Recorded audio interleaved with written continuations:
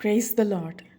దావీదు రాజు తన స్వంత కుమారుడు తనకు వ్యతిరేకమైనప్పుడు ఎంతో మానసిక వ్యధతో దావీదు రాసినటువంటి కీర్తన ఈ 3వ కీర్తన. మనుష్య బంధాల యొక్క బలము ఎంతటిదో, దేవుని యొక్క శాశ్వత ప్రేమ ఎటువంటిదో వివరిస్తూ రాసిన ఈ 3వ కీర్తనల అధ్యాయం ద్వారా పరిశుద్ధాత్మ దేవుడు మనం అత్యంత ప్రేమ కలిగిన దేవుడిని ఎంతవరకైనా నమ్ముకోవచ్చనే సత్యాన్ని తెలియపరుస్తూ ఉన్నాడు.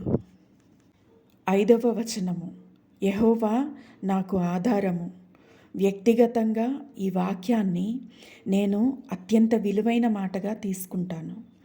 ఈ భూమి మీద ఒక మనిషికి తోడుగా కొన్ని బంధాలు, ఉపయోగకరంగా ధనం, పేరు, ప్రఖ్యాతలు ఇలాంటివి అనేకం ఉండవచ్చు, ఉండకపోవచ్చు. ఇవన్నీ కలిగి ఉన్న మనుషులకు, అవి కలిగి లేని మనుషులకు ఎంతో వ్యత్యాసాన్ని మనం చూడగలం. ఇవన్నీ కలిగి ఉన్న మనుషులలో అతిశయం, ఇవి కొదువుగా ఉన్న వారిలో ఆత్మన్యూనత కలిగి ఉంటారు. అయితే 3వ వచనం ఇలా తెలియజేస్తుంది, యెహోవా నీవే నాకు కేడముగాను, నీవే నాకు అతిశయాస్పదంగాను, నా తల ఎత్తువాడవుగాను ఉన్నావు.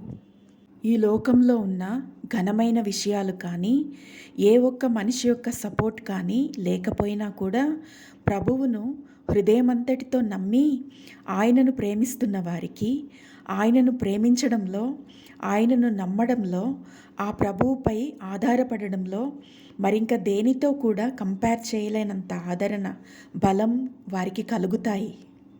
మన శ్వాస ఉన్నంత వరకు కూడా ఖచ్చితంగా మనం చేయగలిగిన, మనకు నిత్యమైన నిరీక్షణను ఇచ్చే ఒకే ఒక్క పని దేవునిపై ఆధారపడడం. 5వ వచనం, యెహోవా నాకు ఆధారము, కావున నేను పండుకొని నిద్రపోయి మేలుకొందును. అపొస్తలుడైన పౌలు చెప్పినట్లుగా క్రీస్తును, పరలోకాన్ని నిరీక్షిస్తున్న మనము బ్రతికినా క్రీస్తు కోసం బ్రతుకుతాము, చనిపోయినా క్రీస్తు కోసం చనిపోతాము. ఇందులో బాధపడవలసిన అంశం కానీ, భయపడాల్సిన విషయం కానీ ఏమీ లేదు.